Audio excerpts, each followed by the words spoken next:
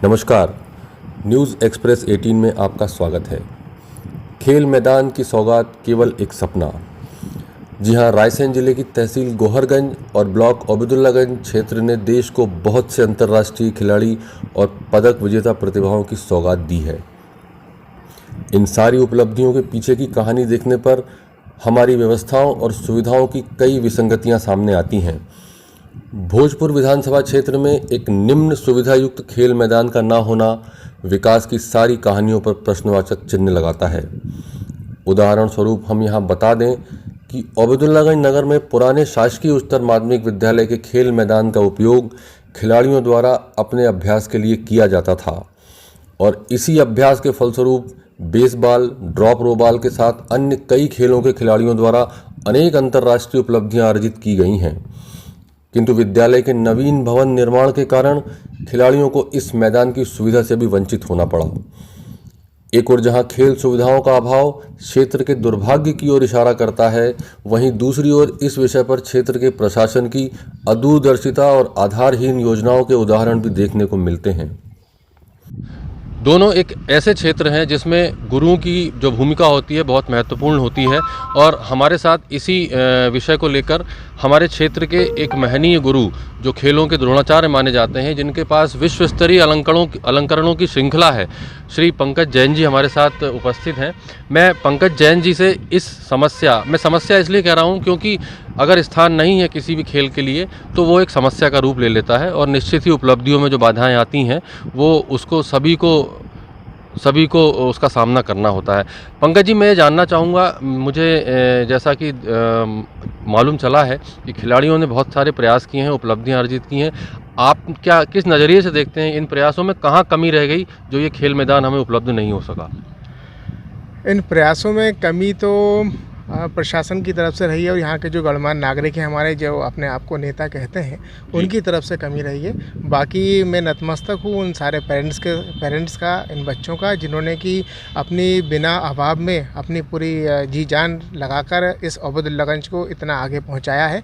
और एक समय एक न्यूज़ निकली थी टाइम्स ऑफ इंडिया में, उसमें लिखा था अब्दुल्लागंज को बेसबॉलगंज कहा गया था। तो ये हमारे लिए बहुत गर्व की बात है, गौरव की बात है कि हमने अब्दुल्लागंज के नाम को आगे बढ़ाने का प्रयास किया और उन बच्चों ने बहुत मेहनत की है। मैं आपको बताना चाहूँगा, सबसे पहले हमने शुरुआत की थी बैडमिंटन से और बैडमिंटन एक यहाँ पर प्लाईवुड फैक्ट्री थी, उसमें हम बैडमिंटन खिलाते थे बच्चों को। वहाँ से 37 बच्चे अब्दुल्लागंज जैसी छोटी जगह से 37 बच्चे राष्ट्रीय स्तर पर खेल कर आए। बहुत बड़ी बात है ये, बड़ी उपलब्धि। उसके बाद एक बार ओले गिरे तो पूरे चीज़ें वहाँ से चादर वगैरह सब ख़राब हो गई थी। उसके बाद फिर हमने बेसबॉल चालू किया। बेसबॉल भी इसलिए चालू किया क्योंकि हमारे पास बैडमिंटन कोर्ट नहीं था। अगर बैडमिंटन कोर्ट बन चुका होता तो आज ये बेसबॉल चालू नहीं होता। उपलब्धियों के अभाव में एक नई चीज़ का उदय हुआ, ये मान सकते हैं। जी हाँ। और एक बात और बताना चाहूँगा कि आज से 25 साल पहले आज जो हमारे माननीय मुख्यमंत्री महोदय शिवराज सिंह जी चौहान साहब, वो उस समय एक छोटे से टूर्नामेंट में आए थे और उन्हें वहाँ का माहौल देखकर बोला था कि 1 महीने के अंदर अब्दुल्लागंज में बैडमिंटन कोर्ट बन जाएगा। वो बैडमिंटन कोर्ट आज 25 साल हो गए, आज तक कुछ भी नहीं हुआ। आश्वासन ही जी हाँ। उसके बाद फिर बेसबॉल चालू किया। बेसबॉल में आप यकीन नहीं मानेंगे, 2500 बच्चे राष्ट्रीय स्तर पर खेल चुके हैं और करीब 8 बच्चे अंतर्राष्ट्रीय स्तर पर अपना बेसबॉल में अपना नाम रोशन कर चुके हैं। उसके बाद हमने ड्रॉप रो बॉल भी चालू किया, तो ड्रॉप रो बॉल में भी बहुत सारी लिस्ट है हमारे पास जो कि मेडलिस्ट बच्चे हैं नेशनल और इंटरनेशनल लेवल पर। आपकी उपलब्धियों की श्रृंखला है आदरणीय पंकज जी। मैं ये जानने के लिए ज़्यादा अधिक उत्सुक हूँ यहाँ पर कि प्रशासन ने इतनी उपलब्धियों के बाद जो इस समस्या से मुख मोड़ रखा है, आपको क्या लगता है कि हमें और किस प्रकार से प्रयास करने चाहिए थे? प्रयास तो देखिए, हम तो ग्राउंड पे कर सकते हैं। अगर मैं ग्राउंड छोड़कर बाकी प्रयास करता तो ग्राउंड हमारा कमज़ोर पड़ जाता। तो मैं तो इसी में लगा रहा कि अपने बच्चों को आगे बढ़ाना है, किस तरीके से उनको मेहनत करानी है। ये काम था नगर के गणमान्य नागरिकों का, जो कि अपने आप को इस नगर का कहते हैं कि हम इस नगर को आगे बढ़ा रहे हैं, ये उनका काम था। सिर्फ प्रशासन की तरफ से मैं कह सकता हूँ कि बहुत पहले की बात है, सन 2000 के आसपास आदरणीय मनीष शंकर शर्मा सर हमारे यहाँ पुलिस अधीक्षक थे। वो बहुत इंटरेस्टेड थे स्पोर्ट्स में और उन्होंने मुझे बहुत सपोर्ट किया। आज मैं समझता हूँ जो कुछ भी हूँ उनका बहुत बड़ा उसमें योगदान है। उन्होंने हमें बहुत प्रमोट किया बैडमिंटन खेलने के लिए, वहाँ के बच्चों को बहुत सपोर्ट किया। तो उसके बाद से हम लोगों ने पीछे मुड़ के नहीं देखा और जितने भी हमारे विधायक वगैरह रहे हैं उन सब ने हमें आश्वासन तो खूब दिए। यहाँ के लोगों ने भी, आप यकीन नहीं मानेंगे, शांतनु पांडे यहाँ जब ड्रॉप रो बॉल में और बेस बॉल में इंटरनेशनल खेल कर आए। जी। तो यहाँ पर घोषणा की गई थी कि उनको 11,000 रुपये का पुरस्कार दिया जाएगा, लेकिन वो 11 रुपये आज तक नहीं मिले। ज़ैनब खान, आप यकीन मानिए, वर्ल्ड कप खेलना, वुमेंस वर्ल्ड कप खेलना बहुत बड़ी बात है। और इंडिया की टीम से खेलना और उसमें मेन पिचर की भूमिका करना, सारा लाइव टेलीकास्ट होता था और यहाँ के लोग देखते थे कि ज़ैनब टीवी पर मैच खेल रही है। वो जब वर्ल्ड कप खेल के आई तो आप यकीन मानिए कि उसको 10 रुपये की किसी ने सहायता नहीं की है। और वही बच्चे जब हरियाणा के बच्चे खेल के आते हैं और नेशनल में मेडल लेके आते हैं तो उनको 3-3, 4-4 लाख रुपए मिल जाते हैं। तो हम लोगों के लिए बहुत दुर्भाग्य की बात है कि हम मध्य प्रदेश में भी स्पोर्ट्स इतना अच्छा नहीं है। और दूसरा, हम लोगों को भी इस तरीके से देखा गया, खास तौर से लगता था कि अब्दुल्लागंज में अपन कुछ करेंगे, मेहनत करेंगे तो कुछ सपोर्ट मिलेगा, लेकिन यहाँ भी सपोर्ट के नाम पे नहीं है कुछ। पंकज जी, उपलब्धियों का मूल्यांकन निश्चित ही बहुत बड़े स्तर पर होना चाहिए। मैं आपकी इस बात से सहमत हूँ। जनता या समाज से इस बात का समर्थन न मिलना, ये हमारे लिए दुख की बात है। और लेकिन मैं ये भी जानना चाहूँगा कि आपने इसके लिए कोई योजना स्वरूप प्रारूप बना के, या आपने कहीं भी प्रशासनिक स्तर पर किसी योजना के लिए अपने कागज या आवेदन प्रस्तुत किए हैं? ऐसी कुछ उदाहरण हैं क्या आपके पास? मैंने साहब कई बार कोशिश की, और हम एक ऐसी बस्ती में निवास करते हैं जहाँ पर हर व्यक्ति अपने आप में बड़ा नेता है। तो यहाँ पर भी हम लोगों को बहुत परेशानी का सामना करना पड़ा कि उसके साथ हम गए तो वहाँ पर प्रॉब्लम आ गई, उस व्यक्ति के साथ सपोर्ट ले लिया तो वहाँ समस्या आ गई। इन सब चीज़ों को चलते हुए मैं एक तरीके से हताश हो गया था। और जितने भी यहाँ पर विधायक आए, सब ने बोला कि हम आगे बढ़ाएंगे, ये करेंगे, सपोर्ट करेंगे, लेकिन सपोर्ट तो हमें कुछ मिला नहीं, है ना। और अभी आदरणीय सुरेंद्र पटवा जी ने हमें आश्वासन दिया था ये लॉकडाउन के पहले कि मैं यहाँ पर स्पोर्ट्स को बढ़ावा दूंगा। और हम खुद जब जाके उनसे मिले तो उन्होंने हमें एक ही शब्द बोला कि आपको पहले आना चाहिए था। हालांकि उनकी नॉलेज में सब चीज़ें हैं कि बच्चे इतने आगे तक खेल के आए हैं, जब भी वो यहाँ पर कोई प्रोग्राम होता है तो हम उनसे रूबरू होते हैं। तो उन्होंने आश्वासन दिया था, अब इंतज़ार है कि कब खेल ग्राउंड बनता है और हम आगे बढ़ पाते हैं। निश्चित ही पंकज जी, उपलब्धियों की अपनी एक श्रृंखला है और आश्वासनों का भी अपना एक सिलसिला है। और दोनों के बीच का युद्ध कैसे किस करवट बैठेगा, हम इस रपट के माध्यम से जनता के मध्य यही पहुंचाना चाहते हैं कि ये जो प्रयास हैं ये परिणत हों और हमें उपलब्धियां हासिल हों तो सब प्रकार से हों। यदि मेडल हमारे बच्चे ला सकते हैं तो उन्हें ग्राउंड भी अवश्य मिलना चाहिए। बहुत बहुत धन्यवाद। खेल मैदान के विषय में अपनी विशेष रपट के दौरान हम अभी उपस्थित हैं ओबेदुल्लागंज नगर में, जिसकी हमने चर्चा की। ओबेदुल्लागंज नगर के उस खेल मैदान की जो कि उच्चतर माध्यमिक विद्यालय के परिसर में स्थित था, लेकिन नए विकास की यात्रा में और अपने नए सोपान को देखते हुए इस नए भवन, जो कि उच्चतर माध्यमिक का नया भवन है जो आप देख पा रहे हैं, इस भवन के निर्माण के पश्चात ये जो फैला हुआ खेल मैदान था आज अपनी सीमित अवस्था में है और इसके ऊपर किसी भी प्रकार की प्रतियोगिता का या किसी भी खेल का आयोजन होना अब संभव नहीं बचा है। अब चूंकि इस खेल मैदान यह एकमात्र जरिया था कि खिलाड़ी अपने अभ्यास का और अपनी प्रतिभाओं का यहाँ पर उपयोग किया करते थे और नियमित अभ्यास का एक छोटा सा संसाधन ये उपलब्ध था। लेकिन इस नए निर्माण के पश्चात ये जो सुविधा छिनी है, इस सुविधा के छिनने के चलते खिलाड़ियों में जो निराशा का भाव है और खिलाड़ियों की जो उपलब्धियां हैं उनमें किस प्रकार का परिसीमन हुआ है, ये जानने का हमने प्रयास किया है। इसी जानने की श्रृंखला में हमारे साथ अभी मौजूद हैं अंतर्राष्ट्रीय खिलाड़ी ज़ैनब खान, प्रद्युम्न पटेल, हर्ष साहू और पुलकित चौहान। हम यहाँ जानने का प्रयास करेंगे इन अंतर्राष्ट्रीय खिलाड़ियों से कि इनके क्या विचार हैं और इन्होंने जो यहाँ उपलब्धियाँ अर्जित की हैं उन उपलब्धियों का आगे भविष्य ये कैसे देखते हैं। ज़ैनब, आप हमें बताएं कि आपने इस ग्राउंड पे अभ्यास किया है? जी, इस ग्राउंड पे मैं पिछले 10-12 सालों से हम लोग यहाँ अभ्यास किया करते थे।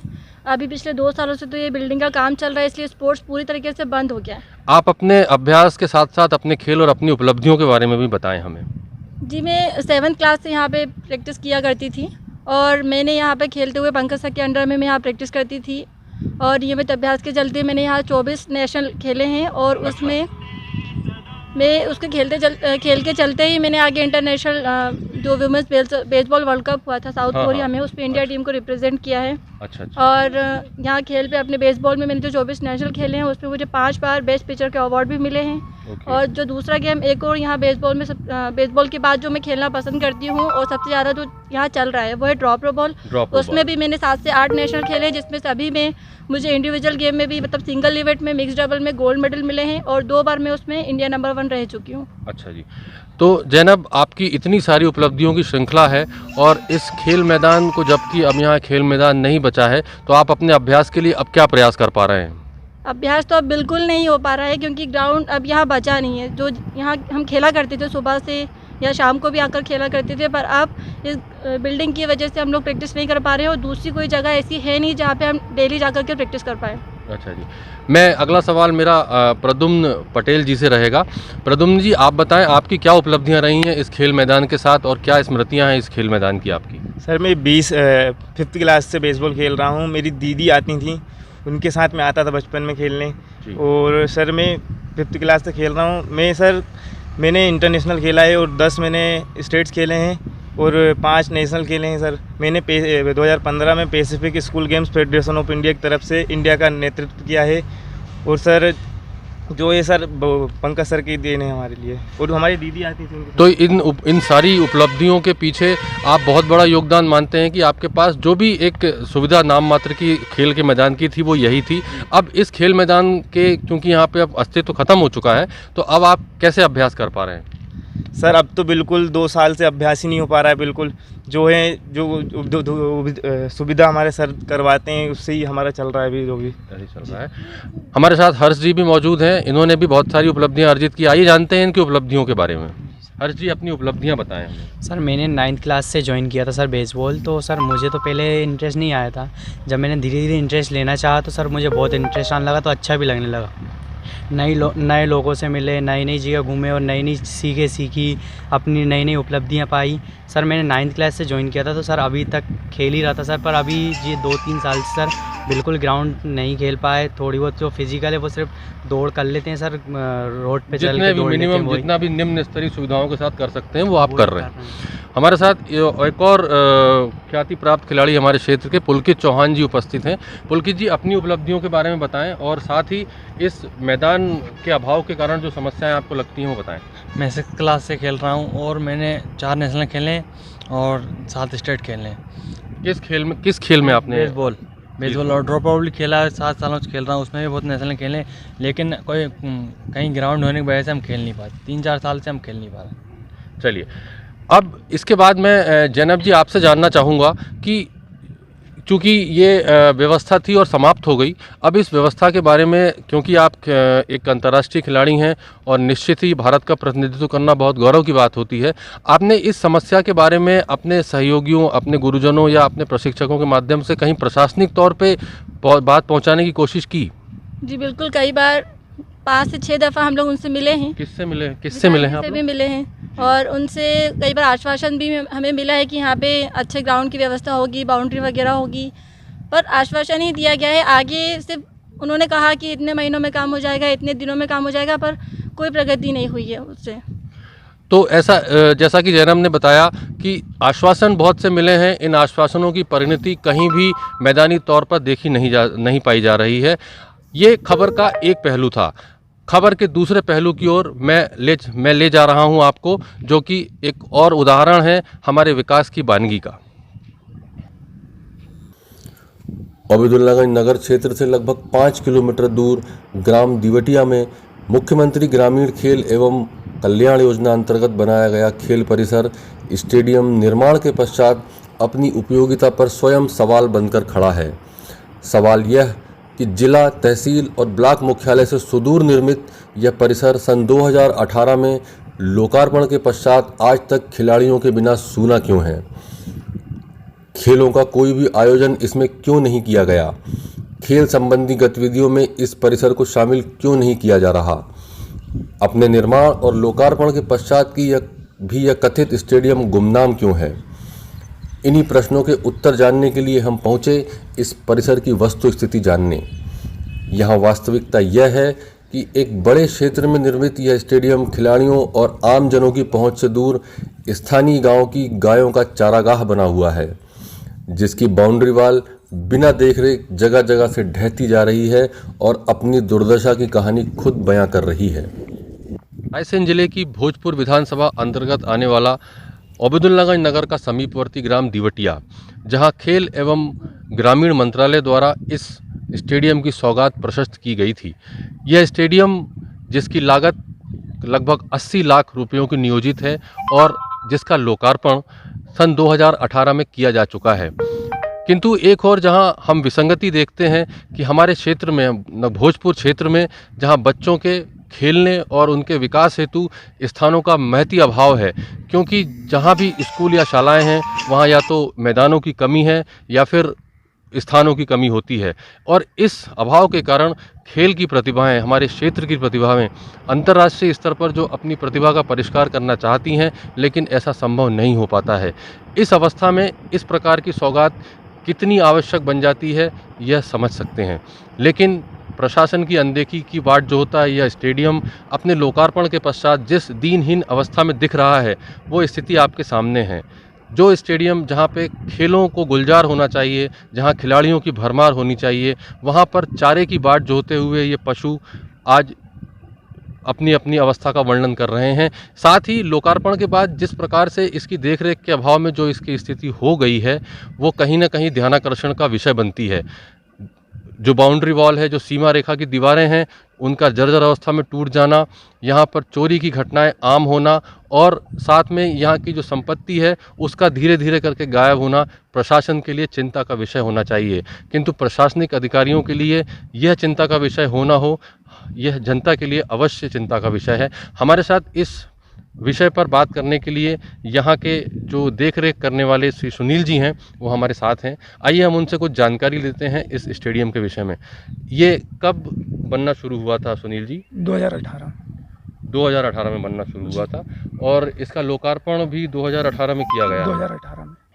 अभी क्या स्थिति है? यहाँ पे लोग अधिकारी वगैरह आते हैं विभाग के? अभी जब से अभी तक तो नहीं आए, इंजीनियर आए थे। अच्छा, तो निर्माण के बाद से इसकी देखरेख के लिए कोई परमानेंट व्यक्ति यहाँ पे नहीं है? कोई नहीं है। अच्छा, और अभी कुछ घटनाएं सुनने में आई थी, यहाँ किस प्रकार की घटनाएं हो रही हैं? अभी यहाँ पे जैसे कि सीमेंट के बैग गए कम से कम 40-50। अच्छा, चोरी हो गए? अभी 2-4-5 दिन पहले की बात। अच्छा जी। और लाइट वाइट की व्यवस्थाएं भी यहाँ पे की गई लाइट थी? की व्यवस्था यहाँ पे थी तो वो भी तोड़ ताड़ दी। किसने तोड़ ताड़ दी यहाँ पे? अब ये तो जाहिर सी बात है, ये अपन किसका। हाँ, तो अभी इसका संरक्षण के लिए कोई व्यक्ति यहाँ पे उसकी नियुक्ति नहीं है? कोई नहीं। आप क्या करते हैं, क्या देखते हैं यहाँ पे? मैं यहाँ पे खाली, अब 2-4 दिन पहले चोरी हुई थी इसीलिए मैं भैया के हिसाब से आ गए यहाँ पे देख रेख के हिसाब से। तो इस परिसर की पूरी चाबियाँ आप ही के पास हैं? जी हाँ, एक ही चाबी मेरे पास है खाली। तो ये थे सुनील जी जिन्होंने ये बताया कि देख रेख के अभाव में जिस प्रकार की घटनाएं यहाँ पर घटित हो रही हैं उसमें बहुत सी सरकारी संपत्ति का भी नुकसान हो रहा है। यहाँ आए दिन असामाजिक तत्वों का दखल होता है और चीज़ें अपने स्थान से गायब हो रही हैं। क्या सरकारी संपत्ति का इस प्रकार से क्षरण होना और इस प्रकार से दुरुपयोग होना या उसकी उपयोगिता को सिद्ध न कर पाना कहीं ना कहीं प्रशासन की अनदेखी को सिद्ध नहीं करता है? इस स्टेडियम की दशा देखकर सबसे बड़ा प्रश्न ये खड़ा होता है कि खेल विकास और कल्याण के उपक्रम का खिलाड़ियों और जनता की पहुंच से दूर निर्माण करने का क्या औचित्य है। यह निर्णय और निर्माण यह दर्शाता है कि सरकार खिलाड़ियों के हितों के प्रति कितनी असंवेदनशील है। सपने दिखाने और उन्हें कागजों पर गायब कर देने को ही यदि विकास कहते हैं तो यह स्टेडियम एक श्रेष्ठ उदाहरण है। देखना यह है प्रशासन कब जागता है और खेल संबंधी इस खेल का पटाक्षेप कब होता है। ओबेदुल्लागंज से न्यूज़ एक्सप्रेस 18 के लिए सत्येंद्र पांडे, जिला ब्यूरो, रायसेन।